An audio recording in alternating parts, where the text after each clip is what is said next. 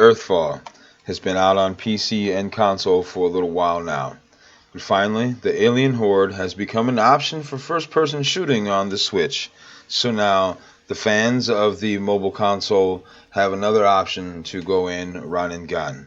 The campaign comes with, I'm sorry, the game comes with campaign and invasion.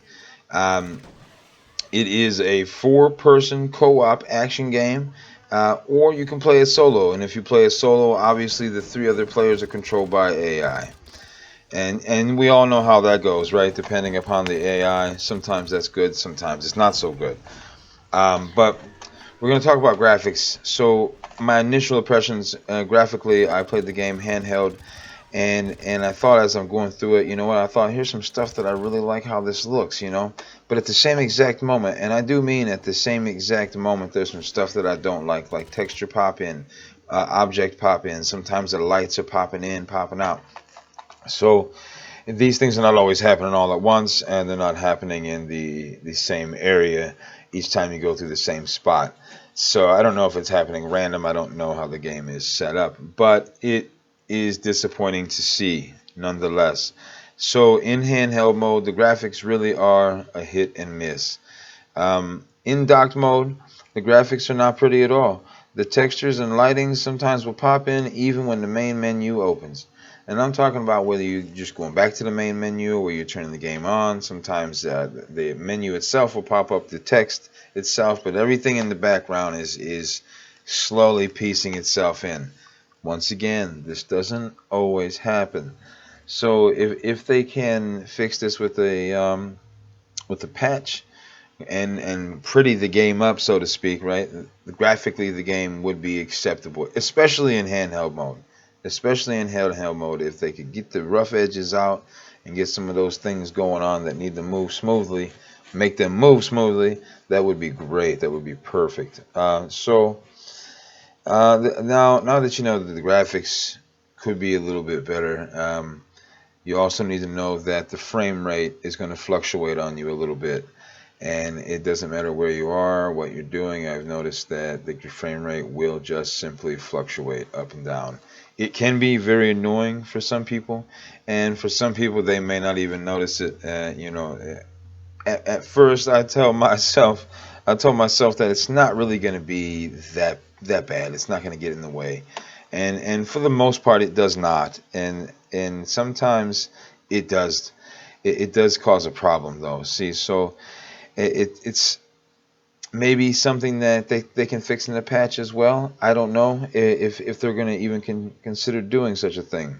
Now, I've never played the console or the PC version, so graphically I cannot compare them. I can't say whether they're any better or any different than the Switch version. All I can say is that the Switch version needs some work.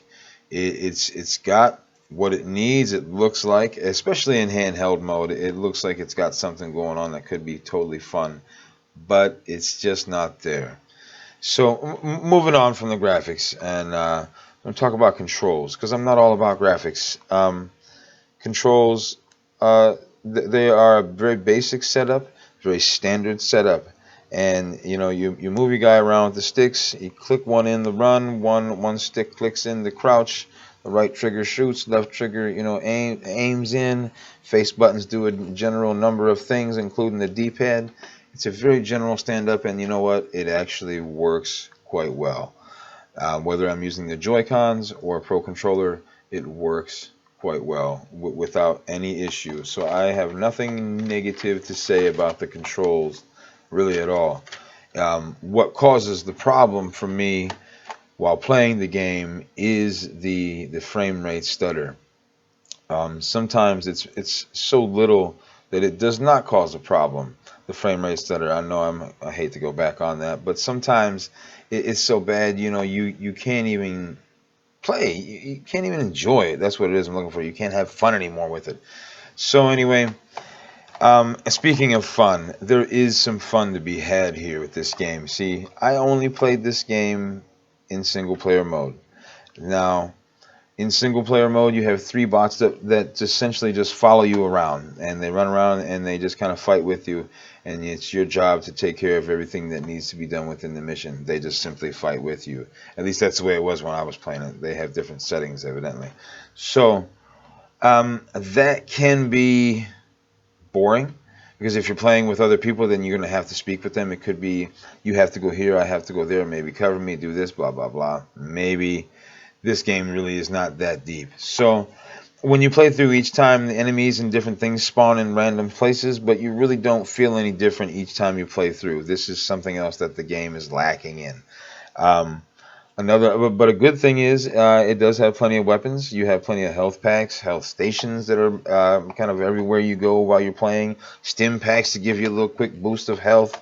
These things are not too bad. The levels are linear. You do have a specific goal you need to get to, and you need to go there and you need to do it, and then you complete the mission.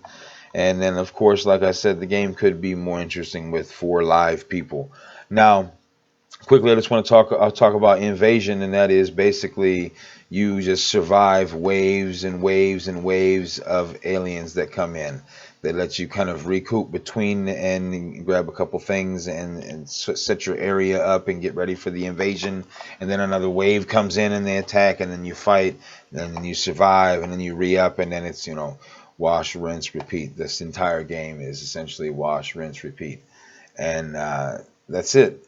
There is some fun to be had here, but it's just lacking something. So even for $20, if you're gonna play it alone, I say no, don't buy it. If you're gonna play it online, you're taking your chances. So have fun if you get it. I don't recommend it.